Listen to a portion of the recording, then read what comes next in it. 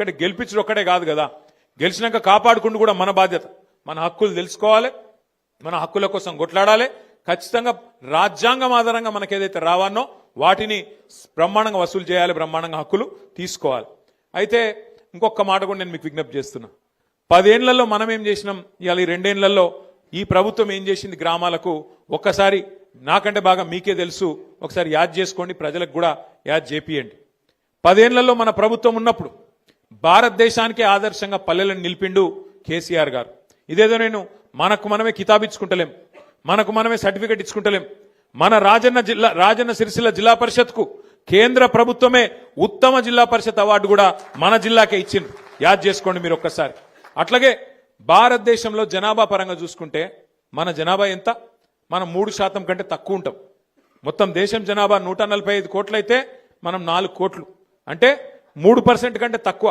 కానీ 3% కంటే తక్కువ జనాభా ఉన్న రాష్ట్రం కేంద్రం పంచాయతీ రాజ్ అవార్డులు ఏది ఉత్తమ పంచాయతీలు ఎక్కడున్నాయని ప్రకటిస్తే 3% కంటే తక్కువ జనాభా ఉన్న రాష్ట్రం 30% అవార్డులు కొట్టినాం మనం కేసీఆర్ గారి నాయకత్వంలో ఉత్తమ పంచాయతీలు. మరి ఇది భారతదేశంలోనే రికార్డు. ఏ ప్రభుత్వం కూడా ఇంతవరకు సాధించలేదు రికార్డు. ఎట్లొచ్చినాయి అవార్డులు? మరి ఉత్తగానే వచ్చినాయా? పైరవి చేస్తే వచ్చినాయా? కాదు, పని చేస్తే వచ్చినాయి. ఏం పని చేసినాం? ప్రతి ఊళ్ళో ఒక నర్సరీ పెట్టినాం, ప్రతి ఊళ్ళో ఒక డంప్ యార్డ్ పెట్టినాం, ప్రతి ఊళ్ళో ఒక ట్రాక్టర్ పెట్టినాం, ప్రతి ఊళ్ళో ట్యాంకర్ పెట్టినాం, ఒక ట్రాలీ పెట్టినాం, ప్రతి ఊళ్ళో ఒక శ్మశాన వాటిక పెట్టినాం, ప్రతి ఊళ్ళే ఒక పల్లె ప్రకృతి వనం కట్టినాం. ప్రతి ఊరికి ఒక ప్రణాళిక, మన ఊరు మన ప్రణాళిక అనే ఒక ఆలోచన తీసుకొచ్చి ఎవల నిధులెన్ని ఎవల విధులేంది అని డిసైడ్ చేసి నెల నెల టెన్షన్గా మనకు ఫైనాన్స్ కమిషన్ నుంచి వచ్చే పైసలు బ్రహ్మాండంగా గ్రామ పంచాయతీలకు అందజేసినాం. అందజేస్తే ఏం జరిగింది? పని జరిగింది. ఒక చెట్టు పెడితే చెట్టు చచ్చిపోవద్దు అని చెప్పి హరితహారం కార్యక్రమం ప్రారంభిస్తే కేసీఆర్ గారు పంచాయతీరాజ్ చట్టంలో పెట్టిండు. ఏమని? 85% చెట్లు బతకాలే, బతికేటట్టు చూసుకునే బాధ్యత సర్పంచులు, ఉప సర్పంచులు, వార్డు సభ్యులు మీరే తీసుకోవాలని.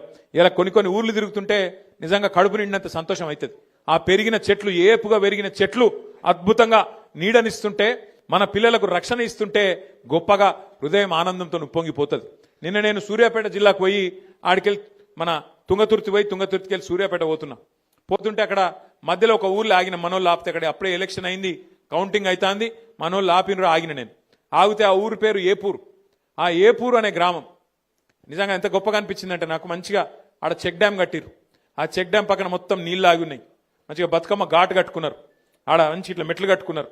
పెద్ద ఊరు, దగ్గర 3000 ఓట్లుంటాయి, పెద్ద ఊరు. ఆ ఊళ్ళే మొత్తం ఒక వైకుంఠ ధామం కట్టిరు, ఒక పెద్ద శివుని విగ్రహము, వైకుంఠ ధామము, మంచి కాంపౌండ్ వాళ్ళు, బ్రహ్మాండంగా ఉత్తమ గ్రామ పంచాయతీగా వాళ్లకు దేశంలోనే అవార్డు వచ్చింది.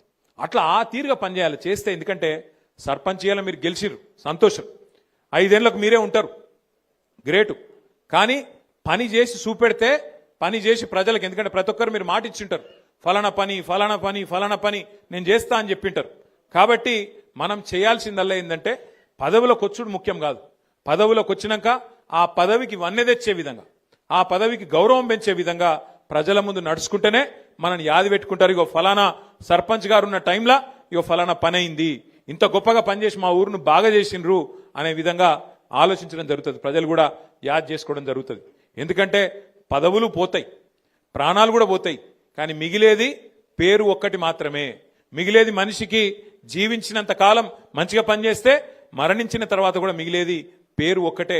కాబట్టి దయచేసి నేను మిమ్మల్ని కోరేది, ఏ గౌరవం అయితే ప్రజలు మీకు ఇచ్చిండ్రో, ఏ గౌరవం అయితే మన పార్టీ నాయకులు కార్యకర్తలు ఇవాళ కష్టపడి మీకు అందించినరో, మీ గెలుపును అందించినరో, మీరు ఆ గెలుపును ఆస్వాదించండి. కానీ మీకు వచ్చిన ఈ పదవిని ప్రజల కోసం, మన పనుల కోసం, గ్రామం పనుల కోసం పూర్తి స్థాయిలో వినియోగించండి. అండగా మేముంటాం. మన ఎమ్మెల్సీలు ఉన్నారు, ఎమ్మెల్యేల సంబంధించి మరి కొంతమంది ఎంపీలు ఉన్నారు, 4 రాజ్యసభ ఎంపీలు, అక్కడనో ఇక్కడనో కొంత నిధులు కూడా అందించే ప్రయత్నం తప్పకుండా చేస్తాం. భయపడవలసిన అవసరం లేదు. అట్లాగే మీకు ఫైనాన్స్ కమిషన్ ద్వారా వచ్చే డబ్బులు రొటీన్ గా రాజ్యాంగబద్ధంగా వచ్చేటి ఎట్లాగూ వస్తాయి. ఇయ్యకపోతే అసెంబ్లీలో, శాసన మండలిలో, పార్లమెంట్లో వాళ్లను తప్పకుండా నిలదీసి ఆ డబ్బులు ఇప్పించే బాధ్యత కూడా మేము తీసుకుంటామనే మాట కూడా నేను మీకు విజ్ఞప్తి చేస్తున్నా. మీ మీద ఎవరు ఏమీ చేయలేరు. ఎవరు బెదిరించినా, ఎవరు ఎన్ని రకాల ప్రలోభాలు పెట్టినా వాటికి లొంగకుండా మీరు ఆల్రెడీ గెలిచి వచ్చినారు. చాలా చాలా సంతోషం. నేను మిమ్మల్ని కోరేది ఒకటే, అరే మన పని అయిపోయింది, మరిగా మనం పక్క కూర్చుంటామంటే నడవదు. ఇంకొక మన జిల్లాలోనే ఇంకొక 4-5 మండలాల ఎలక్షన్ ఉంది. అక్కడ కూడా మీరు దిగాలి. మీ చుట్టాలో దోస్తులో వాళ్ళో వీళ్ళు ఉంటే మన పార్టీ నాయకులు గెలిచేటట్టు. ఎందుకంటే ఒక్కొక్కరు ఎలక్షన్లు ఎంత కష్టపడ్డారో మీకు తెలుసు, మీ ఎలక్షన్లు ఎంత తనలాడిరో మీకు తెలుసు. కాబట్టి అక్కడ మనోళ్ళు కూడా కొట్లాడుతున్నారు 17 తారీఖు రోజు. వాళ్ళు కూడా గెలిచేటట్టు మీరు కూడా మరి వేడి నీళ్ళకి సన్నీళ్ళు సాయం అన్నట్టు కొంత సాయం చేయండి. అవసరమైతే ఒక రోజు ఒక పూట అడిదికి పోయిరాన్రి. అక్కడ కూడా మీకు తెలిసిన వాళ్ళు దోస్తులో చుట్టాలో క్లాస్మేట్స్ ఎవరన్నా ఉంటే ఒక అడుగు పక్కకు పోయి అక్కడ కూడా చెప్పి రావాలి, మనోళ్ళు గెలిచేటట్టు చూసుకోవాలి. ఎందుకంటే పెద్దలు ఒకటే చెప్తారు, ఎక్కడ పోగొట్టుకున్న దాన్ని మళ్ళీ అక్కడనే దేవులాడుకోవాలి. మనకు అధికారం పోయిందని బాధ లేదు, అధికారం పోయిందన్న బాధ ఏం లేదు. సరే, వేములవాడలో మీకు తెలుసు